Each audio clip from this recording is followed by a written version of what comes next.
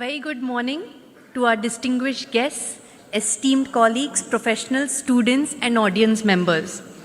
As you're aware, today's conference is the theme for today's conference is bridging access to justice through techniques, technology, and institutions. This conference is being organized by Asian Center for International Arbitration and Mediation, which has been founded by Ms. Nikita Uppalapti and Vivek Nalagonda. It is also co-sponsored by Tri-Legal, which is one of the country's leading law firms, and NLIU Bhopal. By way of introduction, I am a partner, a disputes and white-collar crimes partner at Tri-Legal. Just focusing a little bit on the theme before I introduce the honorable dignitaries onto the dais. Today, our courts grapple with over 50 million pending cases. For many, justice delayed has tragically meant justice denied. Consequently, alternate dispute resolution mechanisms are becoming more of the norm rather than exception. They are less adversarial, more accessible, cost-effective, and significantly faster than traditional litigation. That is why, in today's theme and conference, we are going to focus on three aspects. First, technique. Second, technology. And third, institutions. For technique, obviously we know litigations are focused more on adversarial proceedings, whereas alternate dispute resolution mechanisms, especially mediation, focus more on empathy and retaining the relationship between parties. These skills have to be adopted both by mediators and lawyers alike in order to engage in mediation. In terms of technology, the faster access to better technology helps us to make mediation more accessible to people across geographical landscapes. Institutions like the present one, ACIAM, help in strengthening the technology and techniques that can be made accessible to mediators and clients alike. Over the course of this conference, we will hear from our distinguished guests who have been pioneers in this field, their insights on how techniques, technology, and institutions can together build a sustainable culture of collaborative justice for all. Our first chief guest, Honorable Justice Mr. Suryakant, Judge, Supreme Court of India. While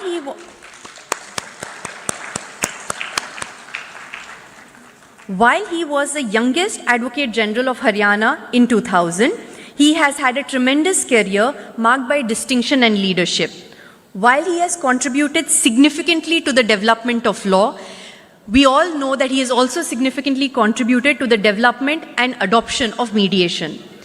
He has been nominated as a member of the governing body of NALSA for 2 consecutive terms and currently holds the position of Executive Chairman. More recently, in July 2025, along with the Honorable Chief Justice of India, he launched the Mediation for the Nation campaign, which was to promote mediation from the taluka to the High Court level. He has also been a big propagator of using vernacular language in mediation to make it more accessible. Recently, while inaugurating the Supreme Court Bars Association, I quote him as saying, "Courts decide, mediators heal. Both serve justice, but only the latter preserves relationships. They choose understanding over victory, conversation over conquest, healing over harm." It is truly our privilege to welcome Honorable Justice Suryakant among us today. Sir, may we have you at the dais? Can you have a big round of applause, please?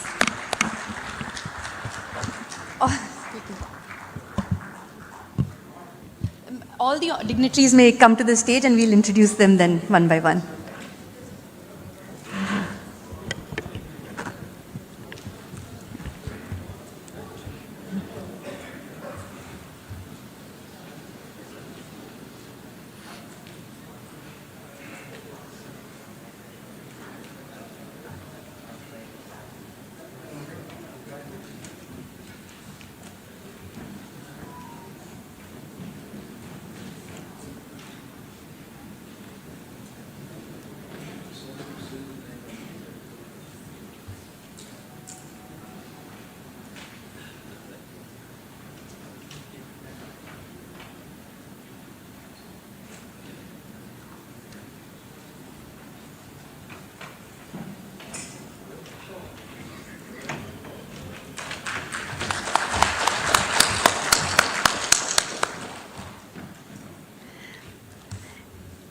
We also have the guest of honor, Honorable Justice Mr. P.S. Narasimha, Judge, Supreme Court of India.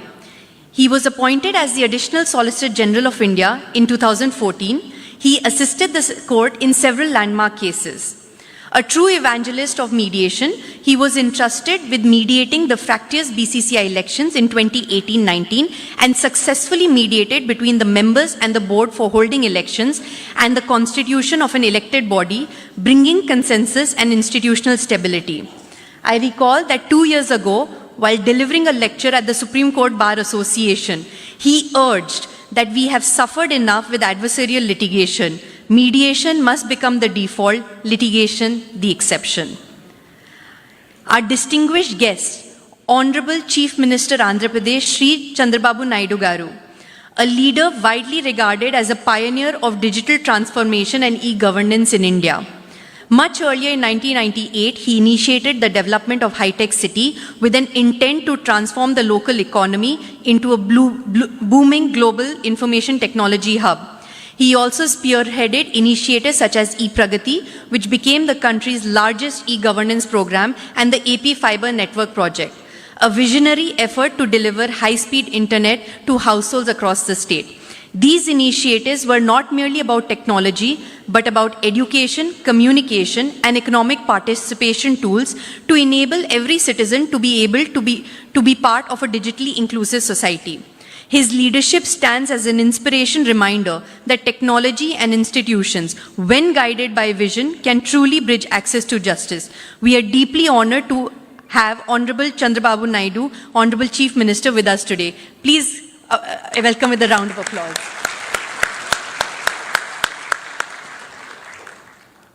Our next guest is Honorable Justice Mr. D.S. Thakur, Chief Justice, High Court of Andhra Pradesh.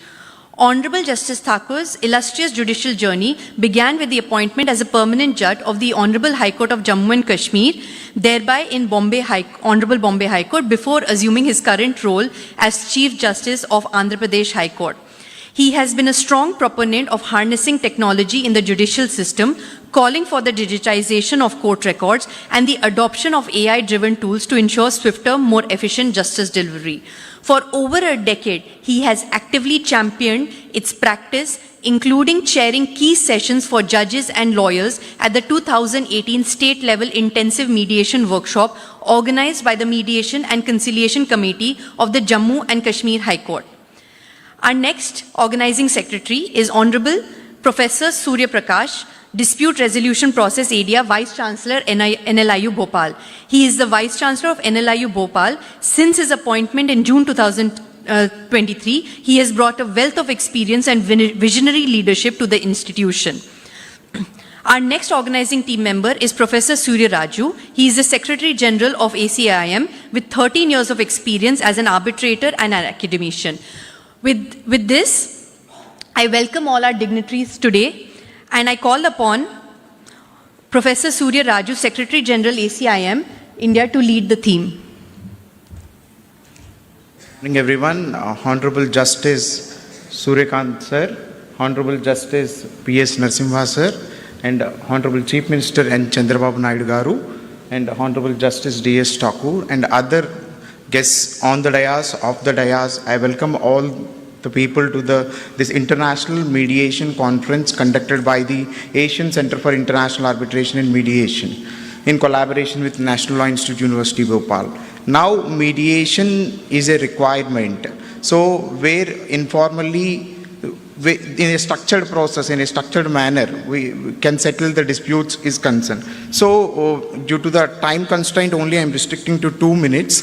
So, basically, Singapore International Mediation Center, Singapore International Arbitration Center, which are considered as the best institutions in the worldwide in order to conduct the arbitrations and mediations. Our ACIM vision is to make Visakhapatnam and Amravati the global hubs for the arbitration and mediation. So in order to do that, extensive panels have to be created of the arbitrators and the mediators in the center.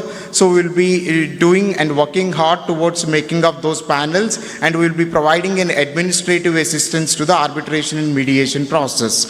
So with this, I welcome all the delegates and participants from the all over India, even from the worldwide, whosoever came here. Thank you very much.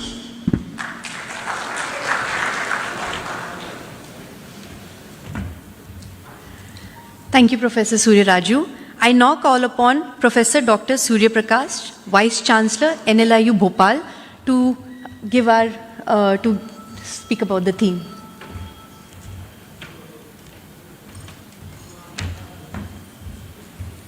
Good morning to all. Honorable Justice Sri Suryakanji, Honorable Justice Narasimhaji, and our beloved Chief Minister Sri Chandrababu Naidu Garu, the architect of modern state of Andhra Pradesh, Honorable Justice Thakurji, Chief Justice, High Court of Andhra Pradesh, my student, my friend, Professor Surya, and the partners from legal firm, Trilegal, Honorable Judges who has arrived from the state of Madhya Pradesh, Honorable Justice Vivek Agrawalji, Honorable Justice Vishal Dhagatji, and AP High Court Judges, Honorable Justice Ramakrishna Prasad Garu, and Chennal Patravi Garu, and all legal luminaries, dignitaries, and my dear friends. And here at Visakhapatnam, my friend and some of our friends decided that we should develop here a center for arbitration and mediation. And we know the importance of mediation. When mediation of Bhagavan Sri Krishna failed, Kurukshetra has happened. To say the importance about mediation, there won't be much better example than Bhagavan Sri Krishna, who tried to mediate between Pandavas and Kauravas. And similarly, mediation is there since our ancient times. And in order to reduce the burden on the courts, the best way, the best relief for the litigants would be the mediation and then arbitration. And I'm very glad that the young minds, they try to start a mediation and arbitration center here at Visakhapatnam, though we are at the beginning of the beginning. And sir, I hope that one day Visakhapatnam will be the destination, just like Singapore arbitration or London Court of Arbitration or Dubai. We, the new state, we have to develop so many institutions. Particularly, we had a new High Court at Amravati, and new legal community is developing, and new legal expertise also has to develop in all areas. And one such area is the arbitration and mediation. And definitely, it will serve not only the people of India, but we are looking ahead to serve the litigants in India and also around the world, and definitely under the leadership of our beloved Chief Minister Chandrababu Naidu Garu. Sir, on this occasion, I would like to bring to your kind notice, there are so many institutions which you have to develop in the state of Andhra Pradesh. One such institute which I would like to suggest you is that there should be a school of maritime law. You may call it Indian Maritime School, just like ISB. And because we have 1,040 kilometers coastline, and we had a very day before yesterday, you stated that for every 50 kilometers there should be a harbor or a port.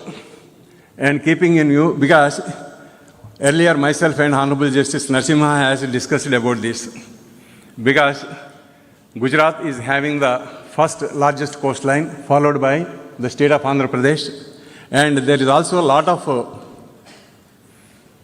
maritime arbitration is going on. And I had a discussion with the port chairman earlier, MT Tirumala Babu Garu, and most of the time we are getting the arbitrators from Bombay, sir, for maritime arbitration.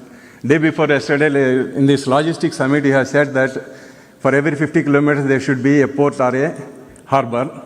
And we have a lot of marine resources, and to do all these things, it is necessary. So far there is only Gujarat Maritime University. And second one, we have to develop much in a better way at an international level. You may call it as International Maritime School, preferably if it's possible on Rishikonda, which we may utilize the infrastructure. And with these few words, and I would like to assure that this Asian International Center for Arbitration and Mediation is going to have a very good future, and we will guide the others by taking forward this institution, and let us take pride for this institution at Visakhapatnam. Later on, we will have our branch at Amravati also, sir. Thank you very much.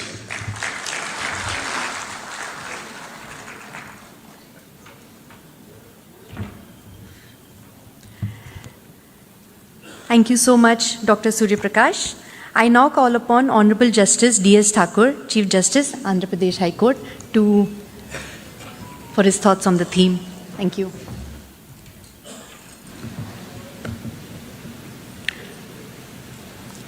I know we are constrained for time because the honorable dignitaries have also to participate in a university convocation. Therefore, I will try to keep it very brief. Esteemed dignitaries on and off the dais, distinguished participants, ladies and gentlemen. The core theme of the conference, that is mediation, couldn't be more apt in the circumstances in which we are faced today, when the courts in the country are facing an avalanche of cases that have descended upon them. The fact that two of the honorable judges of the Supreme Court, as also the presence of the honorable Chief Minister on the dais, suggests the importance and relevance of the issue that the courts are being confronted with on a daily basis. As we all know that the Chief Justice of India heads the judiciary of the largest democracy in the world, with a population of 1.4 billion approximately. So the concern in their mind to deal and cope with this situation is uppermost, and that is how all of us gather here to hear the valuable thoughts on the issue. Now, the reasons for the delay in courts primarily is attributed to the inadequate judges to case ratio. If you recollect that there was a report submitted by the Committee of Judges of the Honorable Supreme Court that prescribed a particular ratio, and that was approximately one judge to every 600 or 800 cases. We did an assessment study in our courts here in Andhra Pradesh, and as against 650 judges that we have approximately today in Andhra Pradesh, we found that we require another 850 judges. Now, if this could translate in terms of monetary implication, it would run into 1,000 and more than thousands of crores. Therefore, the need to look at alternatives. And one of the alternatives, as is suggested by the basic framework, was in Section 89 of the Civil Procedure Code, followed by now the Mediation Act of 2023, which has not fully been implemented. Now, we have done our part in undertaking a training of mediators. We trained about 1,400 mediators in the entire state. The attempt to train more than 800 more by December 2025 is what we aim at.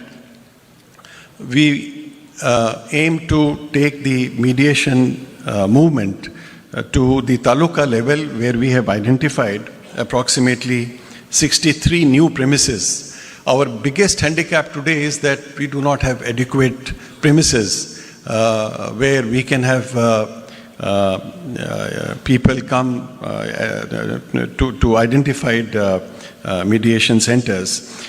We have identified for the time being 63, and we, with the help of the government, aim to have some more infrastructure on this. Now, generally the perception is that whenever advocates come to handle a case, the resolution is delayed. But the presence of advocates, senior advocates, designated senior advocates from all across the country certainly belies that perception. Now, while we are training mediators, The biggest challenge today, what I feel is that a 40-hour training in mediation skills may not be itself enough. Now the question is that when a case gets referred for mediation by the court, now we have a panel of mediators. The mediators are seen on the basis of their training, but there is no audit as to what is their capacity. Just imagine to trust, say, a graduate who has freshly graduated from a law college and entrust a case to him saying that you now handle it is difficult. So his ability to handle a case and to nudge and navigate the parties to an amicable resolution of dispute is something which we cannot expect from a mediator only because of the fact that he has undergone a training of 40 hours. Now the question therefore is, with a view to avoid that golden opportunity which the court gets when it refers the matter to the mediator, that opportunity should not be lost because of the incapacity of the mediator, because there is no method of judging his skill. Therefore, there has to be some mechanism, some certification, some standardized method of determining as to whether the case which is being handed over to him will see some successful fruition or not. That is one aspect of training and skill development, which is most important in my mind. Second is integrity. Now, we have all seen that arbitration was a success. Many judges, retired judges, bureaucrats took to arbitration because it was lucrative. Today, the situation is that while we are seeing this as assuming a movement in the country under the able guidance and leadership of our honorable judges in the Supreme Court, we cannot permit everyone and anybody who volunteers to undergo the training and then come forward. As we have seen in the arbitration world, if there are honest arbitrators, there are also dishonest ones. If there is a demand for honest arbitrators, there is a greater demand for dishonest arbitrators, especially those appointed by, nominated by the parties. Therefore, some sort of a mechanism must be developed so that it is not a free-for-all. I know that there is a time constraint, therefore I hope that the deliberations of this conference help build a system of justice that heals, that restores, and that empowers our people and our economy to move forward. Thank you very much.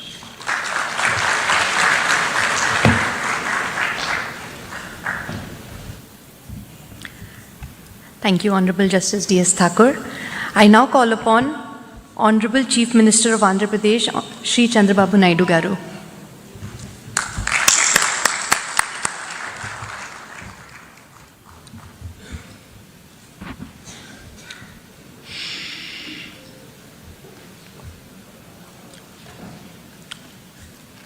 Honorable Justice Sri Suryakant Garu, Honorable Justice Sri P.S. Narasimhan Garu, Honorable Justice D.S. Thakur Garu, Professor S. Surya Prakash Garu, Vice Chancellor, Dr. Surya Raju Garu, Secretary General, ACIAM, Honorable Judges, distinguished jurists, and friends. I am very happy to be here. Visakhapatnam is a beautiful city. Anybody will go to Hyderabad and stay there sometime. They want to settle there. Now Visakhapatnam, anybody will come. they will settle permanently in Visakhapatnam. That is the beauty of Visakhapatnam. Either hospitality or beaches or natural beauty, everything wonderful place. Apart from that place, from all these things, it is a very, very positive people. Recently, Visakhapatnam is rated one of the most safest place for women protection. That is very interesting comment. I want to make it here. Not only women's safety, even men's safety also, this is the best place.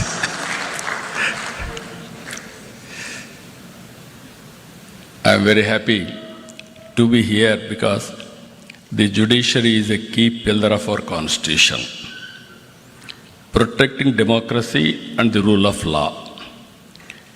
India's judicial system is known for its credibility, transparency, and strong commitment to justice. While there may be some delays at times, justice is always delivered. Every common man is having hope. Ultimately, I will get justice. That is the beauty of our justice. I am proud of it.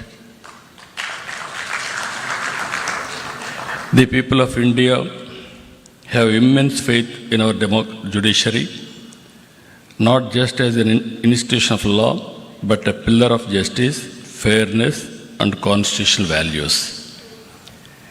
It is seen as the finest guardian of rights, a protector of common citizen, and a symbol of the rule of law in our democracy. Here, I wanted to make a comment. I have seen India for the last, as a policy maker, I entered to politics in 1978, first time MLA. After that, 1980, I became Minister.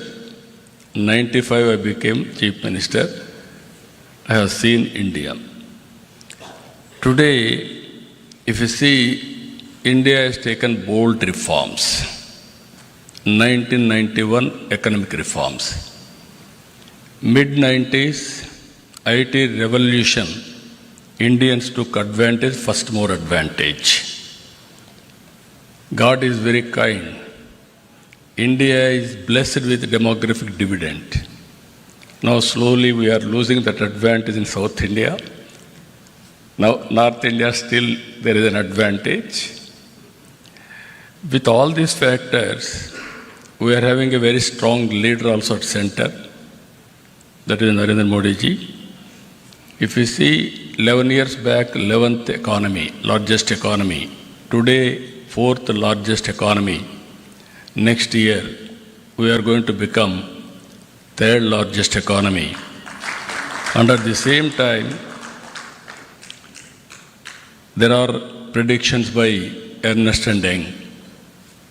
By 2038, we will become 2nd largest economy in the world. I don't have any doubt about it. And also 2047, India will be number 1 economy globally. It is going to happen because of our inherent strengths. If you see here some of the reforms, I have seen tax reforms, CST, VAT, GST, improved version of GST now, another reform. With all tax reforms, we are growing 6-7% now. There is a potential of growing 10% in the near future. If all these things will happen, then nobody can stop India moving forward. This is the situation we are all here now. At the same time, ADR and India's mediation culture. Just now, Vice Chancellor rightly mentioned, if you remember mythology, Krishna was the best mediator. But of course, mediation has failed. Ultimately, what happened, happened. That is how things are happening. And also, I have seen in my own experience, in villages, there are some respected elders to mediate so many disputes. I am personally witnessed. My father, he was not educated, but abundant common sense. More than 10 villages, they used to call him, they used to discuss, they used to redress their problems. That is how mediation has helped in India. After that, we are all talking panchayats, how they have solved all problems. Today we are having more courts according to me. But earlier, to go to court, people used to feel shy. Litigation is the last resort. That is how they have to work in the direction. Today, technology has become a very big handy. Even virtual hearings are happening, e-filing, mobile case updates, multilingual tools. All these things are making more accessible and also transparent. Online dispute resolution platforms enable parties to resolve conflicts from anywhere in the world seamlessly. Artificial intelligence has come. We have to use it discreetly, otherwise we will have a problem. And also blockchain has come. Even in blockchain, transparent proof and also enforcement can be done globally. These are all various things are happening. So, I am very happy today we are all here. What we are doing, how to take forward with innovative ways. As Vice Chancellor rightly mentioned, I am very happy if we can make Visakhapatnam one of the biggest center better than Singapore. ADR center. Government of Andhra Pradesh is willing to contribute that ecosystem. I will be very happy for that.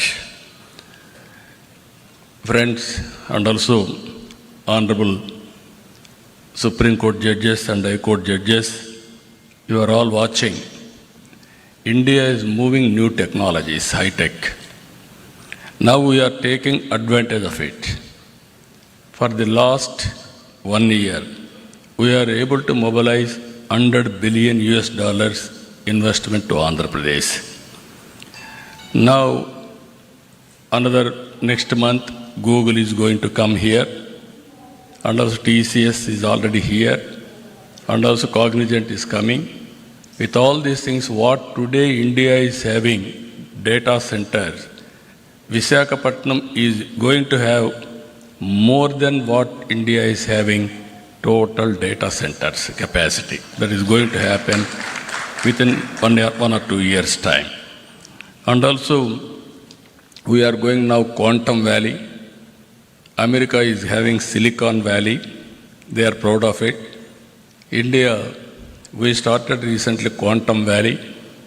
First quantum computer is going to operate from Amaravati by January 1st. It is going to happen. We will be the 6th country in using Quantum Valley, quantum computing, and also having quantum computer. Even space technology, you are all aware. Earlier, by seeing TV, we used to enjoy and also inspire. Now we are starting Space City. America is having SpaceX. We are having Space City now. We are going to launch very soon private satellites from Space City. It is near Tirupati. Now, wars we are doing. Earlier we need more manpower. Now drones are enough. All technologies are going to happen. We are starting drone city in Kurnool now for civilian applications and also defense applications. Electronic city, aerospace, these are all some of the areas we are going. Now what I wanted to emphasize here, we have to think alternative mechanisms also. Even in this, what I am requesting these organizers and also under the guidance of Supreme Court and also Honorable Justice, our Surikant Garu, they had to, and also our Narasimhan Garu, you have to guide alternative methods. Even to establish courts, that is one way, but how to create a mechanism with alternative disputes redressal mechanism. Even technology, how to use it, how to go about innovative way, all these things, I am confident they will work it out. Ultimately, this is the time, I can say we are all very inspiring time we are living. One example I will tell you, in my government, no citizen can come to office. Around 700 services we are delivering through WhatsApp governance from his home. All data, historical data is available. We are capturing all the data with Government of India, Government of Andhra Pradesh, and also AI tools are available. Quantum computing is available. Real-time data we can collect through satellite, drone, CCTV camera, IoT, wearables, all these things if you can collect, even through artificial intelligence, if you can apply, we can guide them real time. If with all these things are, that is where I am saying now, earlier we used to work very hard, future is only how to work smart. I am very happy. Indians are going to service the global community. As of now, people are going there. In future, from anywhere in India, they are going to deliver services. If necessary, they can go and work physically. That is going to happen. In this regard, how to reduce disputes, how to make more support for economic growth. That is where we are going to see. One thing I want to make it very clear here. India is going to become globally number one country. Indians are going to become number one globally. We have to plan now 145 crore population. With this population, what type of society we need? Not only building rich, but we have to make how to bridge the gap between haves and have-nots. It is our response to provide better living standards for every citizen. It is possible if we can plan properly by politicians and also guide by judiciary properly. India will be the best place to live and also best country to lead the global community. With this, I am very happy what our friends are doing here. Ultimately, I am seeking always guidance from Supreme Court, judges, and also our Andhra Pradesh High Court for doing better things. With this, thank you, one and all.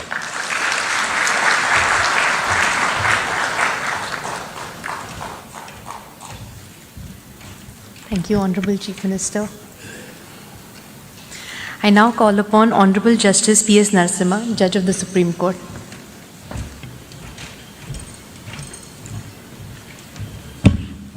Very good morning to all of you. My esteemed elder brother, Justice Suryakant, Honorable Chief Minister, Honorable Chief Justice, the two Vice Chancellors, Judges of the High Courts, President of SCORA, other dignitaries.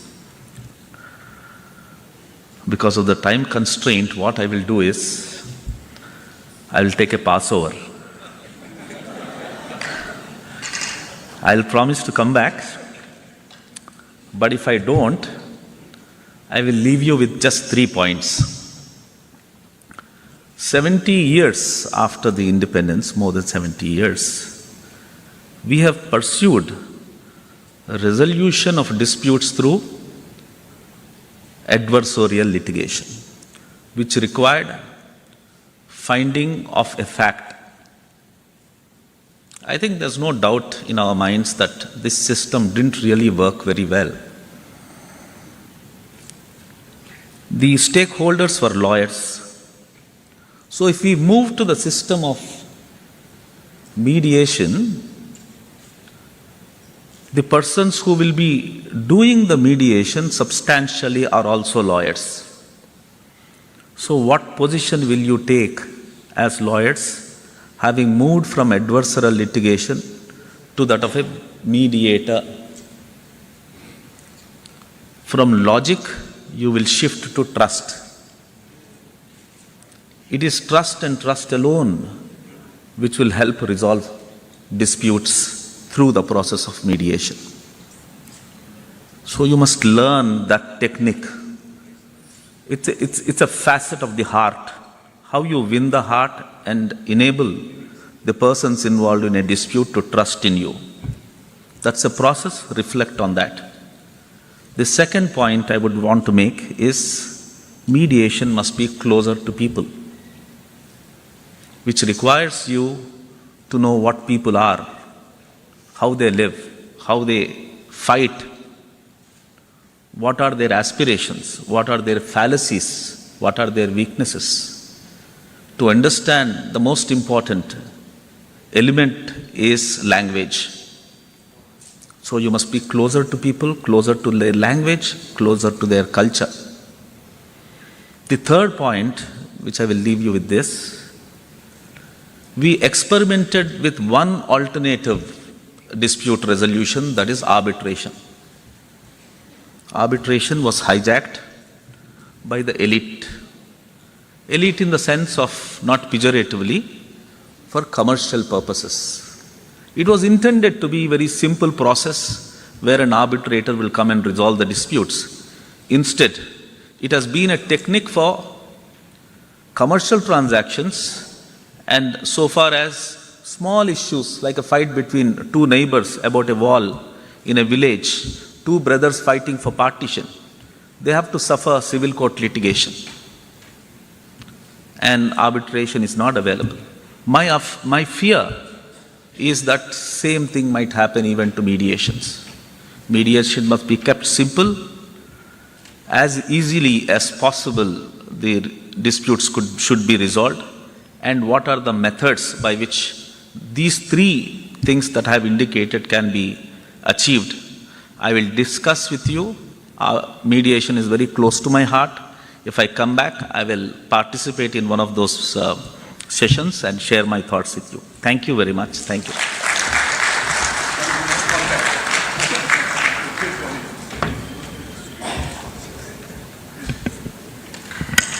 Thank you, Honorable Justice Narasimha.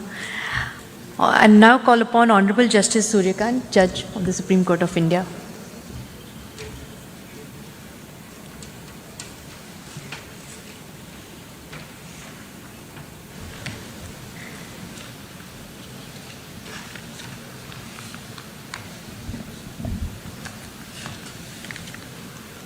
Shri Chandrababu Naidu, Honorable the Chief Minister of Andhra Pradesh, my brother and esteemed colleague, Honorable Mr. Justice P.S. Narasimha, Judge Supreme Court of India, Justice D.S. Thakur, Honorable the Chief Justice Andhra Pradesh High Court, Honorable Judges of various High Courts who are present here. We have among us Justice Nawaz from the Supreme Court of Sri Lanka. He is welcome here in this conference. Professor Dr. S. Surya Prakash, Vice Chancellor, NLIU Bhopal. Mr. Santan Krishnan, Life President of the Commonwealth Lawyers Association and other office bearers of the CLA. Professor Surya Raju, Secretary General, ACIAM, Madam Chitra from the Trilegal, senior advocates from the Supreme Court, other members of the Supreme Court Bar and the Bar Association of Visakhapatnam and different parts of Andhra Pradesh, who are also graciously present here. Mr. Nair, Mr. Jain, and other officials of the SCORA, members of the mediator community, and some of the very eminent mediators are present here. I know most of them by name, but because of the time constraint, I am not addressing them by name. We have among us Mr. Bharat, the local member of parliament. Other distinguished guests, we have Dr. Renu Raj from the United Kingdom. She is also with us. Distinguished guests, participants, and my dear friends from media. Stepping into this auditorium, one can sense the collective ambition, a gathering fueled not merely by words, but by a genuine resolve to reimagine the landscape of dispute resolution. Coming together, ACIAM, Trilegal and NLU Bhopal marks not a simple an event, but a potential turning point where justice is no longer perceived as remote or intimidating, but as an accessible reality shaped by our own shared commitment. Justice in 21st century, let's commit ourselves, is not an aspiration, it is our responsibility. With this in mind, the theme of our conference resonates with great urgency and relevance. Today, justice must extend far beyond the confines of courtrooms, permeating our communities, businesses, and families. It is about reaching people where they are, making the principles of fairness and compassion tangible and attainable for all. This forum challenges each of us to push past routine, embrace innovation, and build solutions that are emphatic and truly effective for our times. Our Constitution does not view justice only in the narrow sense of adjudicating disputes. It speaks of social, economic, and political justice as a guiding factor. While courts play an indispensable role in enforcing rights, true justice must go beyond judgments and decrees. It must reach people where they are, in a language they understand, and in a manner they trust. Mediation provides precisely this bridge. It ensures that the parties remain at the center of the process, that their voices are heard, and their dignity is respected. In this sense, mediation is not merely a legal mechanism, it is a constitutional value in action. As society and the economy evolve, so do the disputes. Today, we see conflicts in areas as diverse as intellectual property, cross-border trade, digital currency, cybercrime, family relations, international awards and their enforcement, environmental issues and concerns. If every such dispute is funneled into our already overburdened courts, the result will be delay, disillusionment, and a deepening sense of injustice. Mediation, therefore, offers us a different path, a path of creativity and consensus. It is flexible, faster, and allows customized solutions that courts, bound by strict procedures, may not always provide. For mediation to gain universal acceptance and become an integral part of our justice delivery system, the foundation must rest on a single non-negotiable element, and that element is trust. In the context of mediation, it flows from three critical sources. First, the integrity of the mediator. The entire process of mediation is built upon the confidence that parties repose in the mediator. Honorable Chief Minister pointed out how the old persons in the villages were being trusted and all the disputes were really left them to be resolved. it was only on account of the immense trust that the people had in them. They must believe that the mediator is impartial, independent, and competent. Integrity here is not merely a personal virtue, it is the bedrock of the process. If this perception falters, the process collapses. Second, the credibility of the institutions. Mediation cannot thrive in a vacuum. It requires robust institutional support to lend structure, consistency, and legitimacy to the process.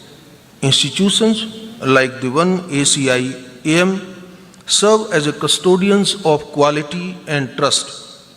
In a world where disputes often carry significant economic and social stakes, institutional credibility reassures parties that mediation is not an informal compromise, but a structured, reliable, and enforceable method of dispute resolution mechanism. The third point, the support to be extended by the law. So, not only those 2 points which I have highlighted, unless there is a support by the law, the mediation may not be as successful as we perceive. For mediation to transition from an alternative to a mechanism as a mainstream method of dispute resolution, I believe it needs the backing of the law. And fortunately for us, we have the Mediation Act of 2023, marking a watershed moment by providing a clear statutory framework for both domestic and cross-border mediation, prescribing ethical obligations and giving enforceability to mediated settlement agreements. However, we should be clear that legislation by itself cannot transform culture. Laws can provide a foundation, but they must be animated by practice, sustained by institutions, and embraced by society. We must cultivate a legal ecosystem where mediation is seen not as a concession or a lesser form of justice, but as a superior process that empowers parties and preserves relationship. If courts represent the authority of justice, mediation represents its humanity. It restores agency to the parties, transforms conflict into cooperation, and turns adversaries into partners in resolution. In an age where speed and sensitivity matter as much as legality, mediation is not a luxury, it's a necessity. The question is no longer whether we can afford to mainstream mediation. Please mind my words. The question is no longer whether we can afford to mainstream mediation. The question is whether we can afford not to mediate on the first option. The second dimension of our discussion today is technology. The pandemic taught us that technology has ceased to be a peripheral tool. It has become an integral component of legal processes, reshaping the contours of dispute resolution worldwide. It leveraged thoughtfully. Technology can be the great equalizer, removing physical, economic, and social barriers that have historically excluded large sections of our population from the formal justice systems. Technology allows a farmer in a remote village, a small entrepreneur in a Tier 2 city, or a homemaker facing a family dispute, all of them to participate in mediation without the expense of travel, without losing day of work, and without the intimidation of formal court proceedings. Digital mediation platforms, virtual hearings, and AI-assisted tools can bring the process of dispute resolution to the doorstep, or rather to the handheld device of every citizen. This is what inclusive justice truly means, the priceless justice that transcends geography, income, and social status. Not only domestically but also in our increasingly interconnected world where cross-border disputes are becoming more frequent, mediation emerges as a powerful tool for resolving conflicts quickly and collaboratively while preserving vital relationships across jurisdictions. The role of technology through online dispute resolution platforms, video conferencing, and digital document management enables the parties, separated by geography and legal systems, to engage meaningfully in mediation, overcoming traditional barriers of distance, cost, and time. By embracing technological innovation and strengthening institutional capacity, we can make dispute resolution more efficient, flexible, and just for the modern era. Yet, while we welcome these advances, we must also acknowledge the risk. Technology must be a bridge, not a barrier. If our systems are too complex or they are connectivity dependent, we may end up excluding those who need access the most. Digital literacy and infrastructure gaps remain significant challenges, and every technological innovation must therefore accompanied by capacity building initiatives such as simple, user-friendly platforms, multilingual interfaces, and community support systems. Another aspect that deserves attention is data security and confidentiality. It cannot be emphasized enough that mediation thrives on candor and trust. Parties disclose sensitive information with the assurance that it will not be misused. When these processes move online, the duty to protect their confidentiality becomes even more critical.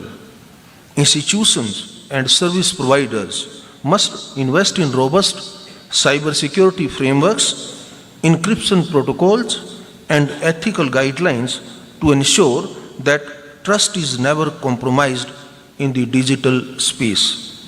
Further, technology is not merely about digitizing the existing processes. It opens the door to new possibilities. AI-driven tools can assist mediators by generating objective summaries, analyzing patterns in disputes, or even suggesting possible settlement ranges based on prior data. And all this thing, all without replacing the human element of empathy and discretion that lies at the heart of mediation. Similarly, online dispute resolution platforms can integrate language translation, voice-to-text features, and real-time documentation, making the process seamless and inclusive for parties across linguistic and cultural divides. Finally, let us remember that the ultimate object of technology in justice delivery is not efficiency alone. It is empowerment. It is to ensure that no person, regardless of where they live or what resources they possess, feels alienated from the promise of justice. Technology, if used ethically and inclusively, can transform this aspiration into a lived reality. Let us ensure that every innovation moves us closer to that vision where justice is neither delayed nor denied and never distant. To the lawyers and students present here, let me say that with this emphasis, embrace mediation not as a challenge to your profession, but as an expansion of it. The lawyer of tomorrow will not only be an advocate in court, but also a facilitator of dialogue, a builder of consensus, and a protector of relationships. Mediation is not about diminishing advocacy. It is about redefining it for a new era of problem solving. The young mediators who train today will shape the justice system of tomorrow. This is not merely an opportunity, it is a responsibility, and I firmly hope and believe of you will take up it with sincerity and passion. Institutions like ACIAM, in partnership with academic centers and other stakeholders, will play a defining role in this transformation. They are not just training mediators, they are shaping the very architecture of justice in the 21st century. As I conclude, let me leave you with this thought. And my thought is, justice is not a fortress to be defended. It is a bridge to be built. The foundation must be anchored in constitutional values, supported by laws and institutions, strengthened by technology, and sustained by trust. Mediation is one such bridge that connects the letter of the law with the spirit of justice.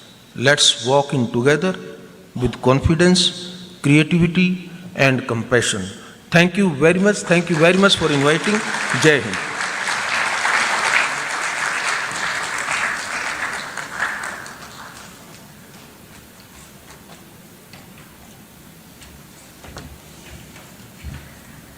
Thank you so much, honorable dignitaries. I think we've been enlightened how access to justice can be better through mediation and usage of tools such as learning the requirement of empathizing with not just the clients, with mediators, with lawyers, using AI but not abusing AI. Visakhapatnam through ACIM will truly be the next mediation hub, not just in India and definitely the world over. With this, I call upon the website launching, if that can be done.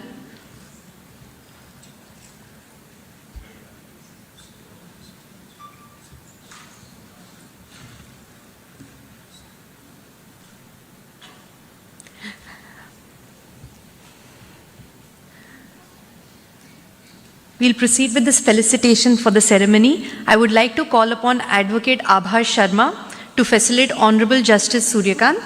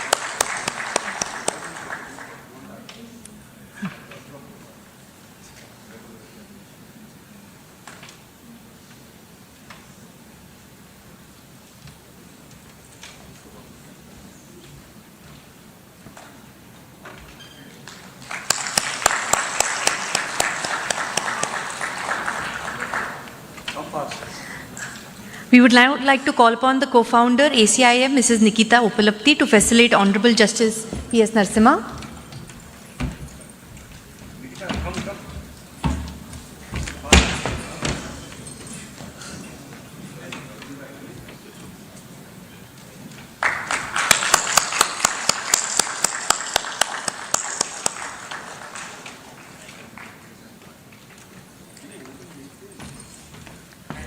Take this photograph because there is no space.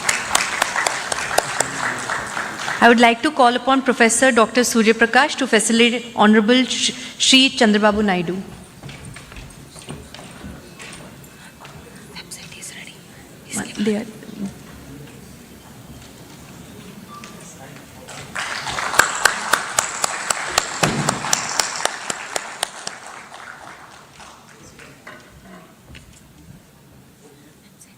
No, one second. Please. Concentrate.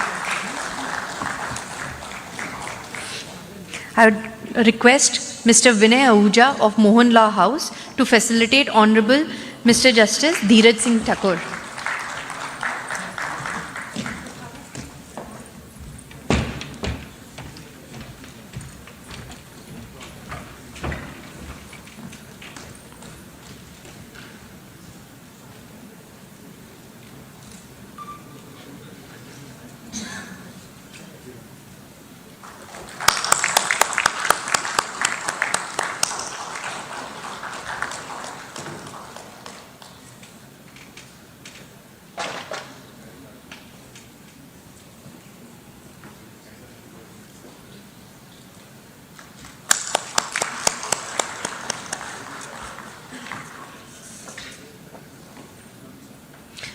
We'll now also proceed with the launch of the website of ACIM.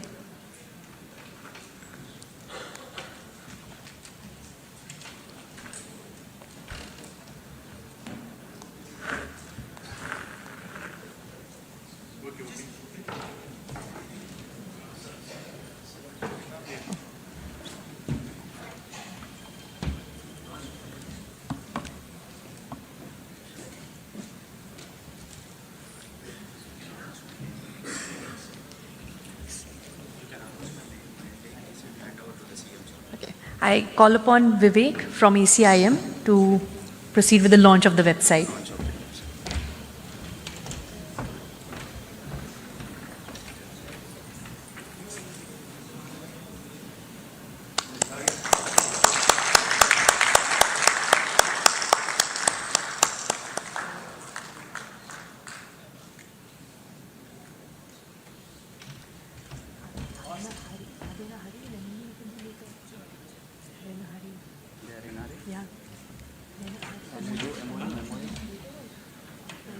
Let them come fast, very fast. For the MOU, we will call upon Professor Surya Prakash for NLIU Bhopal. We call upon co-founder Surya Raj.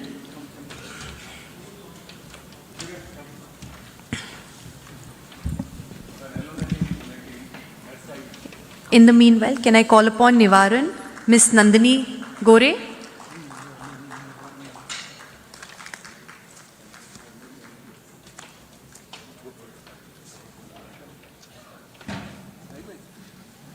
Ms. Nandini. They are already. Can I next call upon Ms. Shweta Rao from Fisher's Medical Ventures? Dr. Sirisha, Medc Hospital. Dr. S.P. Ravindran, NVP Law College. The representative for Farm Hazel Pharmaceuticals, Mr. Srinivas Ramanarayan from Trust.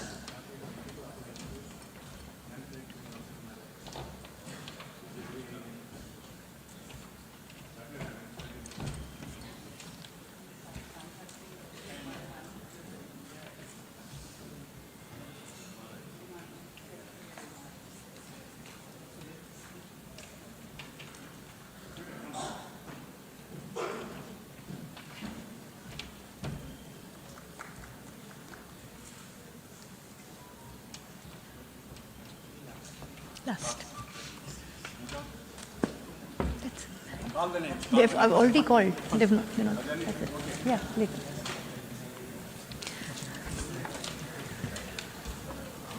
Honorable dignitaries.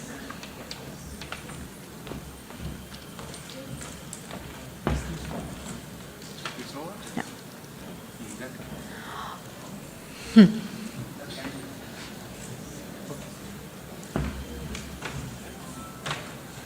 Ask all people to raise combination and touch it. Honorable dignitaries, thank you for your time. We'll end with the national anthem.